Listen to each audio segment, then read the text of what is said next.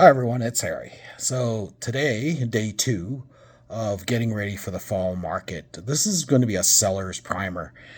And with respect to what will likely happen next week, I've got a haircut.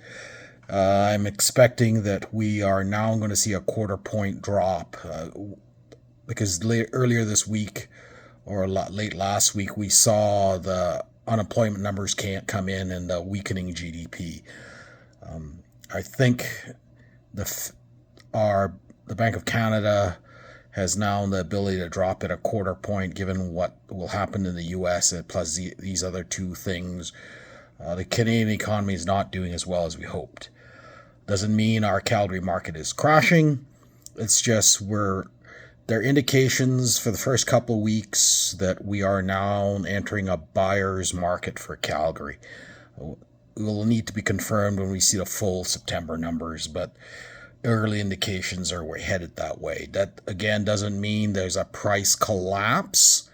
What I've found is that it's funny how, although we might be in a buyer's market, funny how the pricing, the actual sales price versus the final list price after any reductions is always within 2%. It's not as if you're going to get a 15% drop or anything, or even a 10% drop. At best, maybe 5. This is what I'm thinking. But let's get on with this seller's primer. In a tight market, in a buyer's market where the buyers are hard to come by, you have to price your property accordingly. Don't assume that you price it high and they will grind you down to a number that you're both willing to deal with. Because if you price it too high, they just won't come by, and then you've lost all that momentum that you see within the first few weeks of a listing. So don't do that. It can be quite nasty because then if your listing becomes stale, dated because you've decided to, hey, maybe I should reduce it, people are going to make aspersions on your property, rightfully or wrongfully. There's something wrong with the property. That's why it's been on the market for a while. So don't do that. So the next thing is curb appeal. Make sure that your garden and the outside looks tidy. If there's anything that needs fixing, fix it. And because paint is cheap and minor fixes are cheap, weeding is cheap. It's not going to break the bank, and it'll get your first wave of buyers through the door and make people feel comfortable about the home. Number 2, less is more. That means don't have a cluttered house.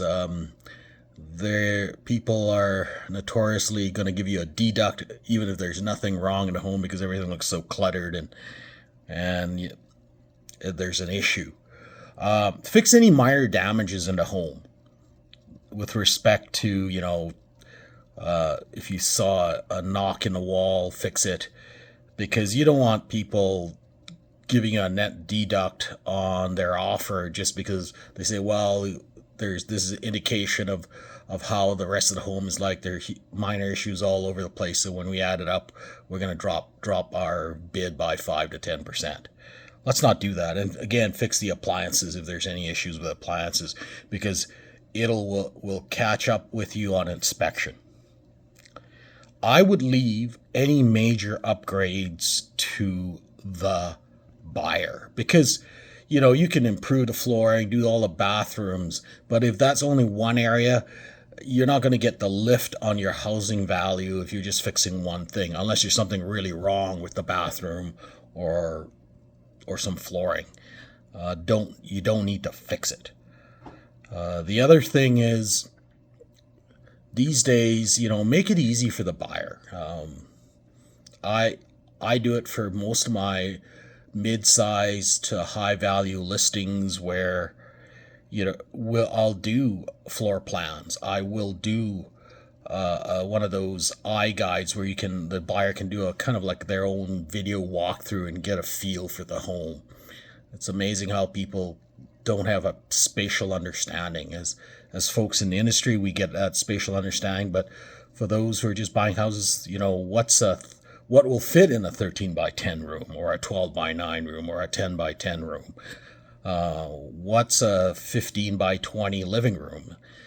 How many sofas? What can go in there? It's make it easy for them. And with these iGuides, you can also potentially attract some of the net migrants from either BC or Ontario to look at your home without them actually having to visit your home in an open house or a showing. The other thing is try to, your realtor should be already highlighting these things. If you're in an older neighborhood, highlight that you're in a neighborhood where there are schools, where the hospitals has been already fixed for that area, where you don't have to drive a significant distance to get your kids to school or to various amenities. These are important because these can save value and time. No one likes to spend an hour of their day commuting, just getting their kids or themselves to various of the activities. Sometimes that hour can stretch to 2 hours, and God forbid if it reaches 3. If you value your time, let's call it $20 to $40 an hour.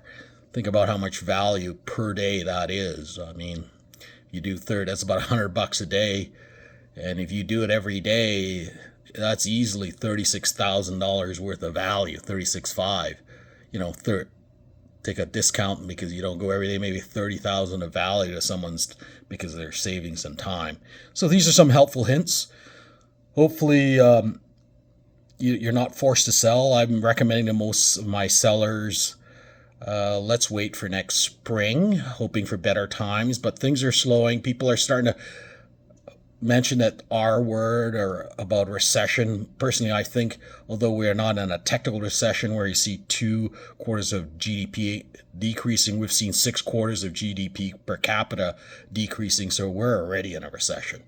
And if you look 9 quarters out, 8 of those 9 quarters we've seen a dropping GDP. So for me, we've been in a pseudo recession for 2 years.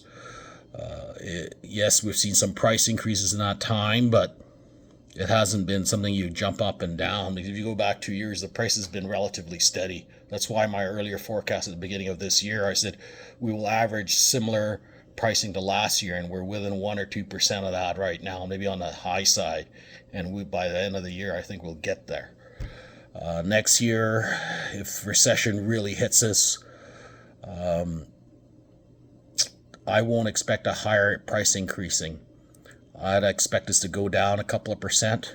On the high side, maybe go up a couple of percent due to inflation. I don't expect the increases that we've seen pre-COVID to now, where due to net migration, we've seen about a 50% uplift in detached home pricing and about a 30% in overall high pricing.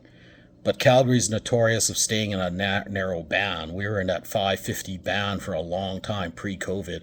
I think we're going to be in this 800 plus or minus 10% band for, to allow for recession and for upside for at least 3 years. Truth be known, we might see some highs and lows. 5% is 40 grand and on an $800,000 home, or 80,000 if it's 10%. So there are swings. So hopefully this gives you a bit of a thought process if you decide you want to sell.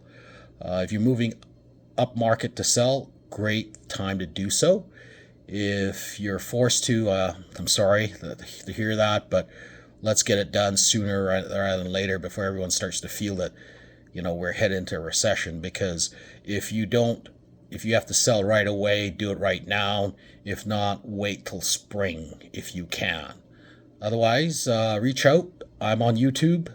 You can book me on Calendarly or just give me a ring. Otherwise, have a great day.